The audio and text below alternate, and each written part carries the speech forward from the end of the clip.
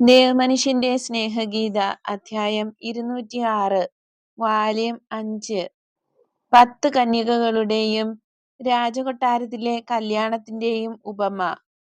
യോഹന്നാന്റെ കൃഷിപ്പണിക്കാരുടെ, ഐസക്കിന്റെയും കൂട്ടുകാരുടെയും മറ്റു ശിഷ്യരുടെയും സ്ത്രീകളുടെയും സാന്നിധ്യത്തിലാണ് ഈശോ പ്രസംഗിക്കുന്നത്. കന്യകാമാതാവ് മേരിയും മർത്തായും ബെഥനിയിലെ അനേകം ആളുകളുമുണ്ട്. അപ്പൊസ്തലന്മാരെല്ലാവരും സന്നിഹിതരാണ്. ഏറ്റവും മുമ്പിൽ ഈശോയ്ക്ക് അഭിമുഖമായി ഇരിക്കുന്ന ബാലൻ ഒരു വാക്കുപോലും വിട്ടുപോകാതെ ശ്രദ്ധിച്ചു കേട്ടുകൊണ്ടിരിക്കുന്നു. ഈശോ പ്രസംഗം തുടങ്ങിയിട്ടേയുള്ളൂ എന്ന് തോന്നുന്നു, കാരണം ആളുകൾ ഇപ്പോഴും വന്നുകൊണ്ടിരിക്കുന്നു.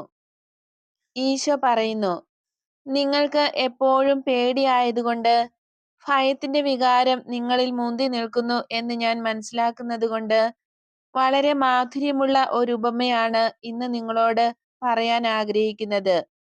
സന്മനസ്സുള്ളവർക്ക് മാധുര്യം, അല്ലാത്തവർക്ക് കയ്പ്. ഈ രണ്ടാമത് പറഞ്ഞ കൂട്ടർക്ക് അവരുടെ കയ്പ് നീക്കിക്കളയാൻ പറ്റും. അവർ സന്മനസ്സുള്ളവരായി തീരട്ടെ. അപ്പോൾ ഉപമയിൽ അടങ്ങിയിരിക്കുന്ന ശാസന അവർക്ക് അനുഭവപ്പെടുകയില്ല. സ്വർഗരാജ്യം ഒരു കല്യാണ വീടാണ്, ദൈവവും ആത്മാക്കളും തമ്മിലുള്ള വിവാഹം ആഘോഷിക്കുന്ന ഭവനം. ഒരാത്മാവ് അവിടെ പ്രവേശിക്കുന്ന ദിവസം അതിന് വിവാഹ വിരുന്നാണ് ഒരുക്കിയിരിക്കുന്നത്. ഇനി ശ്രദ്ധിച്ചു കേൾക്കൂ. വരൻ വരുമ്പോൾ കന്യകമാരുടെ ഒരു ഗണം അവന് അകമ്പടിയായി നടന്ന് അവനെ സ്വീകരിക്കുകയെന്നത് നമ്മുടെ ഒരു പാരമ്പര്യമാണല്ലോ. വധൂവരന്മാരെ കത്തിച്ച വിളക്കുകളോടെ പാട്ടുപാടി എതിരേറ്റ് വരന്റെ ഗൃഹത്തിലേക്ക് സ്വീകരിക്കുകയാണ് ചെയ്യുക. വധു വിവാഹവസ്ത്രങ്ങളും ശിരോവസ്ത്രവും അണിഞ്ഞൊരുങ്ങി അവൾ രാജ്ഞിയായി വാഴാൻ പോകുന്ന വരന്റെ ഭവനത്തിലേക്ക് നടന്നു തുടങ്ങുമ്പോൾ വധുവിന്റെ സ്നേഹിതകൾ കത്തുന്ന ദീപങ്ങളുമായി ഓടിച്ചെന്ന് അവരുടെ ചുറ്റും ഒരു പ്രകാശവലയം സൃഷ്ടിച്ച് ഭർതൃഗൃഹത്തിലേക്ക് ആനയിക്കുന്നു. ഒരിക്കൽ ഒരു പട്ടണത്തിൽ ഒരു വിവാഹം ഉണ്ടായിരുന്നു. വധുവിന്റെ വീട്ടിൽ വധൂവരന്മാരും ബന്ധുക്കളും സ്നേഹിതരും ഒരുമിച്ചുകൂടി ആഹ്ലാദിക്കുകയും നേരം പോക്ക് പറഞ്ഞ് രസിക്കുകയും ചെയ്യുന്ന സമയത്ത് 10 കന്യകകൾ വരന്റെ വീട്ടിലെ വിവാഹപന്തലിൽ ദീപങ്ങളുമായി എത്തി. സംഗീതവും വാദ്യവും കേൾക്കുമ്പോൾ അവർക്കറിയാം വധൂവരന്മാർ വധുഗൃഹത്തിൽ നിന്ന് പുറപ്പെട്ടിട്ടുണ്ടെന്ന്.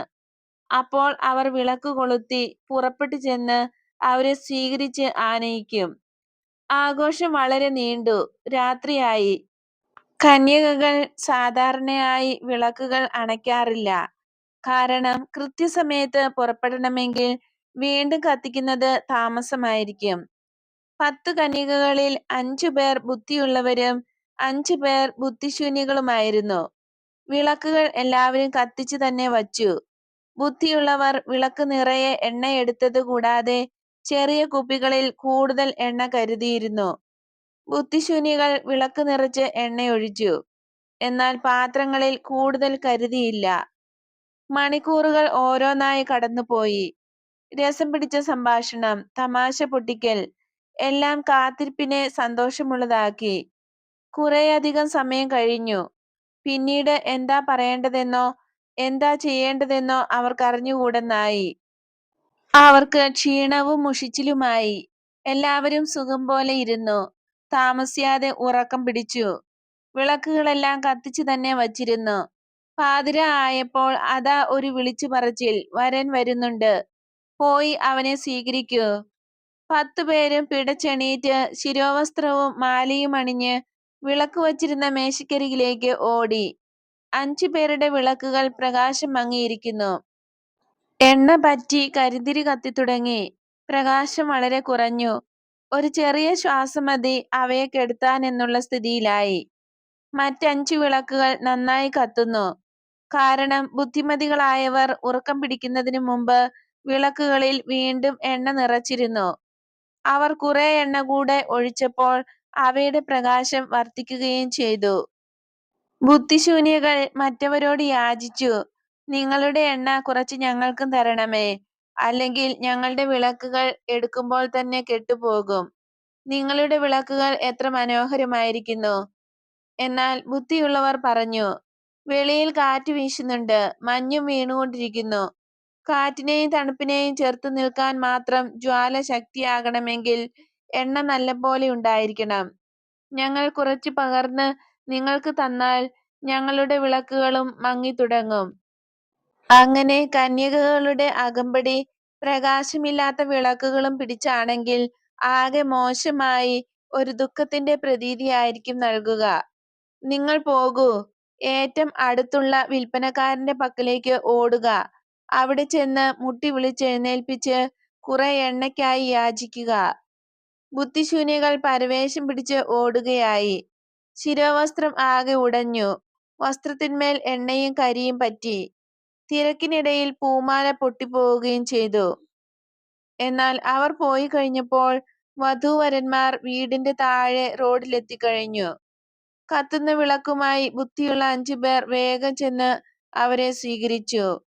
വിവാഹത്തിന്റെ അവസാന ചടങ്ങിനായി ദമ്പതികൾ കന്യകമാരുടെ അകമ്പടിയോടെ വീട്ടിൽ പ്രവേശിച്ചു.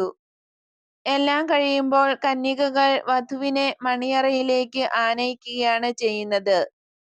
അവർ പ്രവേശിച്ചു കഴിയുമ്പോൾ വാതിലടയ്ക്കും. അങ്ങനെ ബുദ്ധിയുള്ളവർ പ്രവേശിച്ചു, വാതിലടയ്ക്കപ്പെട്ടു. പുറത്തുള്ള ഒരുത്തർക്കും പിന്നീട് വാതിൽ തുറക്കയില്ല. ബുദ്ധിശൂന്യകൾ എണ്ണയും വാങ്ങി തിരിച്ചു വന്നപ്പോൾ വാതിൽ അടച്ചുപോയി. അവർ ധാരാളം പ്രാവശ്യം മുട്ടി, ഒരു ഉപകാരവും ഉണ്ടായില്ല. അവരുടെ വിരല് വേദനിച്ചതു മാത്രം. അവർ കരഞ്ഞു പറഞ്ഞു, കർത്താവേ, കർത്താവേ, ഞങ്ങൾക്ക് വാതിൽ തുറന്നു തരണമേ. ഞങ്ങളും വിവാഹ ഘോഷയാത്രയ്ക്കുണ്ടായിരുന്നു. നിന്റെ വിവാഹത്തിന് മോടിയും മംഗളവും വർദ്ധിപ്പിക്കാൻ തെരഞ്ഞെടുക്കപ്പെട്ടവരാണ് ഞങ്ങൾ. മണവാളൻ വീടിന്റെ മുകളിലത്തെ തട്ടിൽ ഏറ്റവും അടുത്ത ബന്ധുക്കളോടും സ്നേഹിതരോടും യാത്ര പറയുന്ന സമയമായിരുന്നു.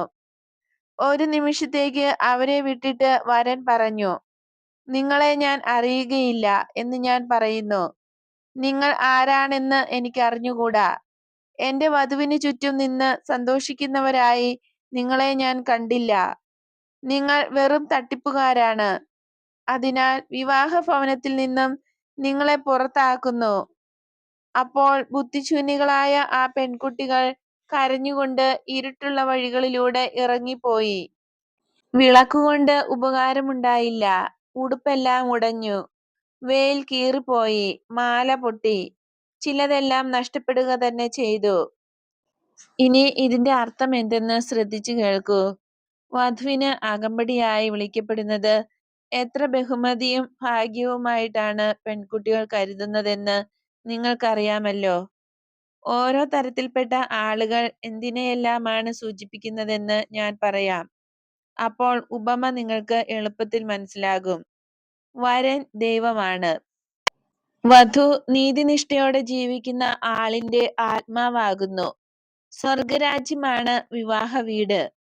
എല്ലാ വിശ്വാസികളും വിവാഹത്തിന് ക്ഷണിക്കപ്പെട്ടിരിക്കുന്നു. കാരണം ദൈവം തന്റെ എല്ലാ മക്കളെയും സ്നേഹിക്കുന്നു. എപ്പോഴെങ്കിലും എല്ലാവരും വിവാഹ ചടങ്ങിൽ സംബന്ധിക്കും. അതൊരു വലിയ ബഹുമതിയാണ്. വിവാഹ വാഗ്ദാനം കഴിഞ്ഞ് കുറെ കാലം വധു അവളുടെ പിതാവിന്റെ ഭവനത്തിൽ കഴിയുന്നു. പിതാവിന്റെ ഭവനം എന്ന് പറയുന്നത് ദൈവത്തിന്റെ പ്രമാണങ്ങളുടെയും നിർദ്ദേശങ്ങളുടെയും സുരക്ഷിത സ്ഥിതിയാണ്. അവയനുസരിച്ചുകൊണ്ട് ആ മേൽക്കൂരയുടെ കീഴിൽ നീതിയായി ജീവിക്കുന്ന അവളെ വിവാഹത്തിനായി വരന്റെ വീട്ടിലേക്ക് കൊണ്ടുപോകുകയാണ്. വിശ്വാസികളുടെ ആത്മാക്കളാണ് തോഴികളായ കന്യകമാർ. വധുവിന്റെ മാതൃകയനുസരിച്ച് ജീവിക്കുന്നവരാണ് തോഴികൾ. തങ്ങളെ തന്നെ വിശുദ്ധീകരിച്ചുകൊണ്ട് വധുവിന് ലഭിക്കുന്ന ബഹുമാനം തങ്ങൾക്കും ലഭിക്കാനാണ് അവർ ശ്രമിക്കുന്നത്. വധുവിനെ തിരഞ്ഞെടുക്കാൻ വരനെ പ്രേരിപ്പിച്ചത് അവളുടെ നന്മകളാണ്.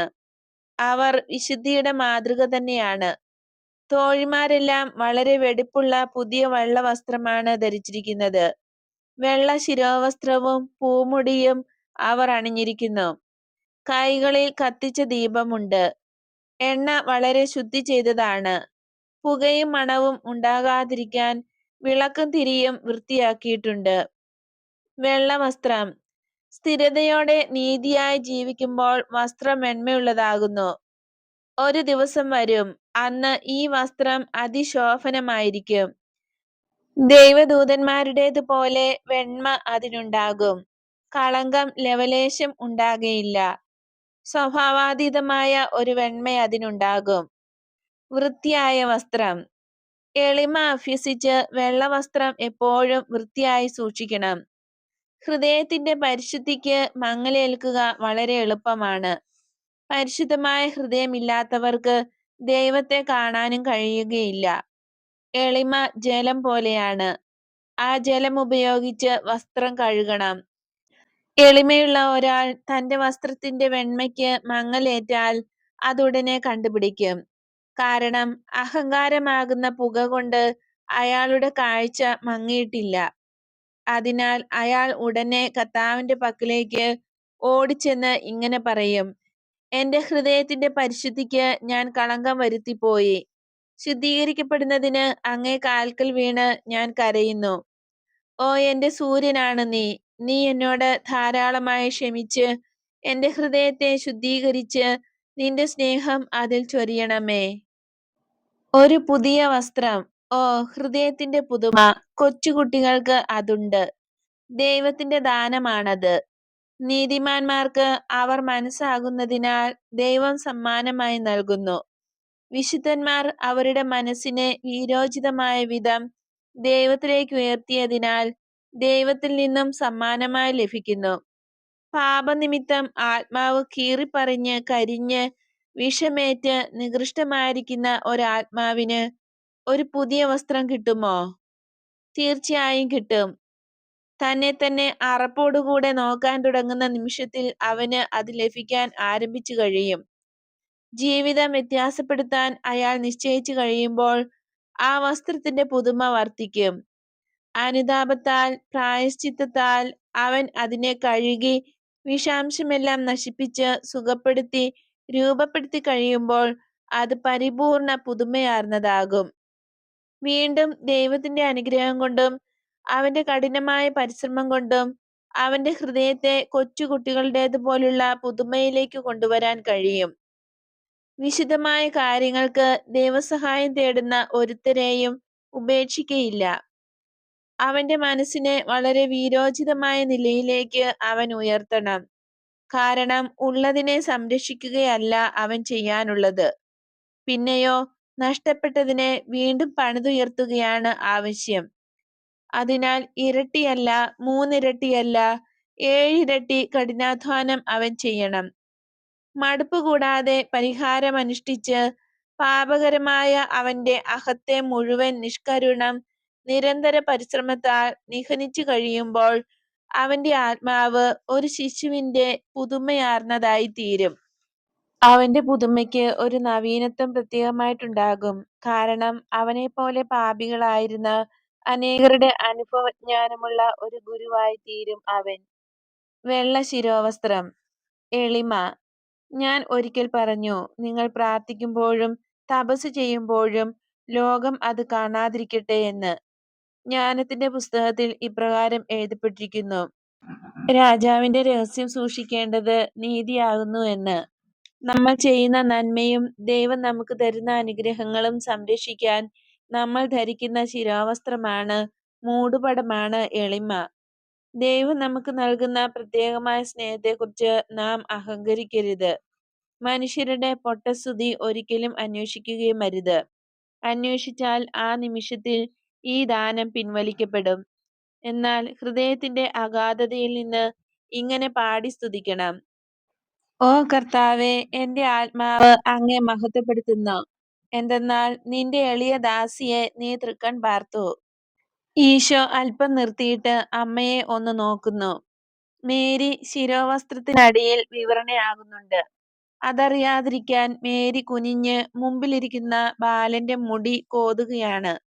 ആഴമേറിയ ആ അനുഭവം പൊന്തി വന്നത് മറയ്ക്കുകയാണ്. പുഷ്പമുടി. എല്ലാ ദിവസവും സൽകൃത്യങ്ങൾ കൊണ്ട് ആത്മാവായ പുഷ്പമാല്യം നിർമ്മിക്കണം. വാടിയതോ കേടുള്ളതോ ഒന്നും അത്യുന്നതന്റെ സന്നിധിയിൽ വയ്ക്കാൻ പറ്റുകയില്ല. എല്ലാ ദിവസവും എന്ന് ഞാൻ പറഞ്ഞു, കാരണം എന്നാണ്, എപ്പോഴാണ് മണവാളൻ ദൈവം പ്രത്യക്ഷനായി വരൂ എന്ന് ആത്മാവിനോട് പറയുന്നതെന്ന് അറിഞ്ഞുകൂടാ. അതിനാൽ പുഷ്പമാല എന്നും പുതുതായി കോർത്തു കാത്തിരിക്കണം. പേടിക്കുകയൊന്നും വേണ്ട, പൂക്കൾ വാടും, എന്നാൽ സൽപ്രവൃത്തികളാകുന്ന പുഷ്പങ്ങൾ ഒരിക്കലും വാടുകയില്ല. ഓരോ മനുഷ്യന്റെയും സമീപയുള്ള ദൈവത്തിന്റെ ദൂതൻ ഈ പുഷ്പമുടികൾ അനുദിനം സ്വർഗത്തിലേക്ക് കൊണ്ടുപോയിക്കൊള്ളും. അനുഗ്രഹീതയായ ആത്മാവ് വധുവായി മണവറയിൽ പ്രവേശിക്കുമ്പോൾ ഈ മുടികളെല്ലാം കൊണ്ട് ഒരു സിംഹാസനം അവൾക്കായി തയ്യാറാക്കിയിരിക്കുന്നത് കാണാം. കത്തിച്ച വിളക്കുകൾ. മണവാളനെ ബഹുമാനിക്കുന്നതും വഴി ശരിക്കു കാണുന്നതിനുമാണ് കത്തിച്ച വിളക്കുകൾ. എത്ര പ്രകാശമേറിയതാണ് വിശ്വാസം!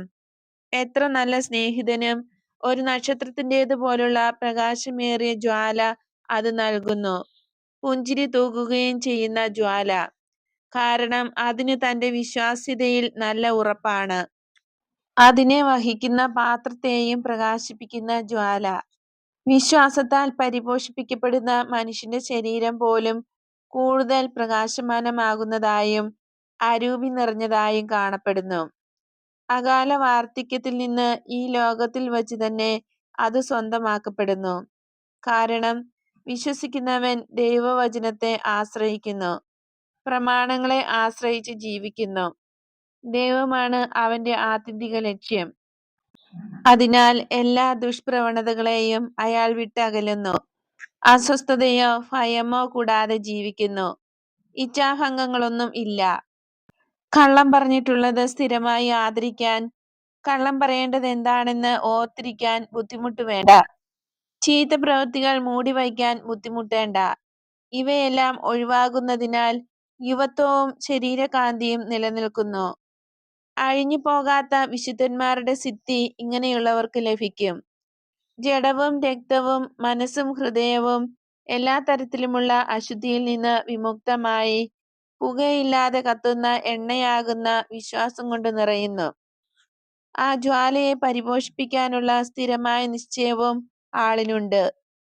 അനുദിന ജീവിതത്തിലെ ഇച്ഛാഭംഗങ്ങൾ, സമ്പർക്കങ്ങൾ, തീരുമാനങ്ങൾ, തർക്കങ്ങൾ, പ്രലോഭനങ്ങൾ എന്നിവ വിശ്വാസത്തെ ദുർബലമാക്കുമോ? ഇല്ല, അത് സംഭവിക്കാനിടയാക്കരുത്. എല്ലാ ദിവസവും മാധുര്യവും ജ്ഞാനവും നൽകുന്ന ദൈവത്തിന്റെ എണ്ണ പകരുന്ന ഉറവിടത്തിലേക്ക് പോകുക. അല്പം എണ്ണ മാത്രമുള്ള വിളക്ക് വായുവിന്റെ അല്പ ചലനം കൊണ്ടും രാത്രിയിൽ വീഴുന്ന മഞ്ഞുതുള്ളി കൊണ്ടും എളുപ്പം അണഞ്ഞു പോകും.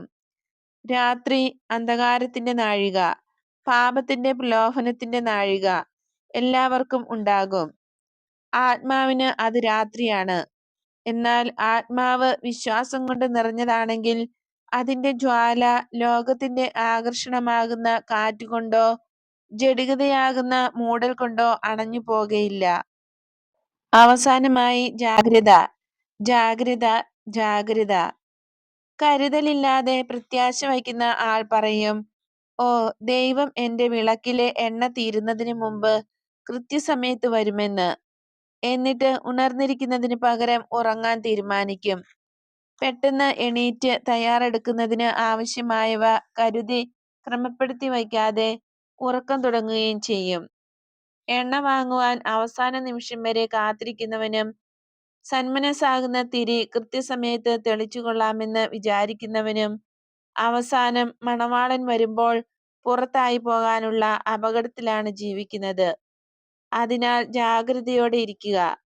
വിവേകം, സ്ഥിരത, പരിശുദ്ധി, പ്രത്യാശ ഇവയെല്ലാം പാലിച്ചുകൊണ്ട് ദൈവത്തിന്റെ വിളിക്കായി കാത്തിരിക്കുക.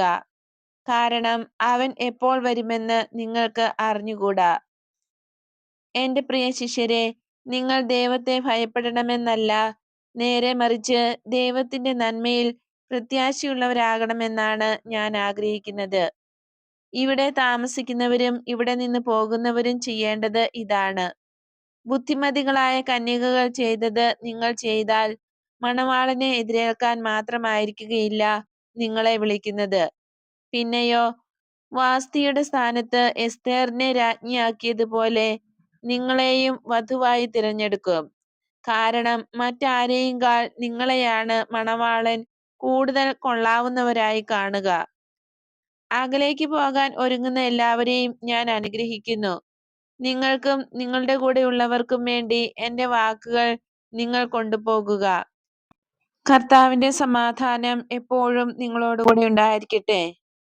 ഒരു പ്രാവശ്യം കൂടെ യാത്ര പറയുന്നതിന് ഈശോ കൃഷിക്കാരുടെ അടുക്കിലേക്ക് പോകുന്നു. അപ്പോൾ എൻഡോറിലെ ജോൺ ഈശോയോട് രഹസ്യമായി പറയുന്നു, ഗുരുവേ, യൂദാസ് വന്നിട്ടുണ്ട്. അത് സാരമില്ല, ഇവരെ വണ്ടിയിലേക്ക് കയറ്റൂ, പിന്നെ ഞാൻ പറഞ്ഞതുപോലെ ചെയ്യുക. ആളുകളെല്ലാം സാവധാനത്തിൽ പിരിഞ്ഞുപോയി തുടങ്ങി. പലരും ലാസറസിനോട് സംസാരിക്കുന്നുണ്ട്. ഈശോ കൃഷിക്കാരെ യാത്രയാക്കിയ ശേഷം തിരിച്ചു വരുമ്പോൾ ലാസറസ് ഈശോയോട് പറയുന്നു, ഗുരുവേ, പോകുന്നതിന് മുമ്പ് ഒരു പ്രാവശ്യം കൂടെ ഞങ്ങളോട് സംസാരിക്കണമേ. ബെഥനിയിലെ ആളുകളുടെ ഹൃദയാഭിലാഷമാണിത്. നേരം ഇരുട്ടി തുടങ്ങി, എന്നാലും ശാന്തമായ രാത്രി. വൈക്കോൽ നിരത്തിയിരിക്കുന്നതിന്റെ മീതെ നിങ്ങൾ ഇരുന്നു കൊള്ളാമെങ്കിൽ ഈ പ്രിയപ്പെട്ട പട്ടണം വിട്ടുപോകുന്നതിന് മുമ്പ് ഞാൻ നിങ്ങളോട് സംസാരിക്കാം. അല്ലെങ്കിൽ നാളെ രാവിലെ നമുക്ക് ഒരുമിച്ച് കൂടാം. കാരണം യാത്ര പറയാനുള്ള സമയമായിരിക്കുന്നു. സ്വൽപ്പം കഴിഞ്ഞിട്ട് ഇന്ന് രാത്രിയിൽ തന്നെ എല്ലാവരും ഒരുമിച്ച് വിളിച്ചു പറഞ്ഞു, നിങ്ങൾ ആഗ്രഹിക്കുന്നത് പോലെ തന്നെ. ഇപ്പോൾ പൊയ്ക്കോളൂ. 1-ാം യാമത്തിന്റെ പകുതി കഴിയുമ്പോൾ നിങ്ങളോട് ഞാൻ സംസാരിക്കാം. ക്ഷീണം വകവയ്ക്കാതെ ഈശോ ഒരു പുൽത്തകിടിയിലേക്ക് പോകുന്നു. പുല്ല് വെട്ടിയത് ഈ ദിവസങ്ങളിലായതുകൊണ്ട് ഉണങ്ങാൻ നിരത്തിയ പുല്ല് നല്ല സൗരഭ്യമുള്ള ഒരു പരവതാനിയായിട്ടുണ്ട്. സൂര്യൻ അസ്തമിക്കുന്നു. അവസാന കതിരുകളും മറഞ്ഞു. ചീവീടുകൾ അവയുടെ സംഗീതം ആരംഭിക്കുകയായി. ഈശോയുടെ കൂടെ അപ്പസ്തോലന്മാർ, മേരിമാർ, മാർത്ത, ലാസറസും വീട്ടിലുള്ളവരും, ഐസക്കും ശിഷ്യരും, ബെഥനിയിലെ എല്ലാ ആളുകളും, ഇങ്ങനെ ഒരു സംഘമുണ്ട്. ഭൃത്യരുടെ ഗണത്തിൽ ആ വൃദ്ധനും സ്ത്രീയുമുണ്ട്. സുവിശേഷ ഭാഗ്യങ്ങളുടെ മലയിൽ വച്ച് ജീവിതത്തിന് അഭയം ലഭിച്ച ഭാഗ്യശാലികൾ. കരഞ്ഞുകൊണ്ട് ഈശോയുടെ കരം ചുംബിക്കുന്ന വയോധികനെ അനുഗ്രഹിക്കാൻ ഈശോ നിൽക്കുന്നു. ഈശോയുടെ അടുത്ത് ചേർന്ന് നടക്കുന്ന ബാലനെ തലോടിക്കൊണ്ട് അയാൾ പറയുന്നു, അവനെ എപ്പോഴും അനുഗമിക്കാൻ കഴിയുന്ന സന്തോഷവാനാണ്. നീ നല്ലവനായിരിക്കണം, നീ ശ്രദ്ധയുള്ളവനായിരിക്കണം. മകനെ, നീ വലിയ ഭാഗ്യവാനാണ്, തീർച്ചയായും ഭാഗ്യവാൻ. നിന്റെ തലയ്ക്ക് മീതെ ഒരു മുടി നിൽക്കുന്നുണ്ട്, നീ അനുഗ്രഹീതനാണ്. എല്ലാവരും ശരിക്ക് ഇരുന്നു കഴിഞ്ഞപ്പോൾ ഈശോ സംസാരിക്കാൻ തുടങ്ങി.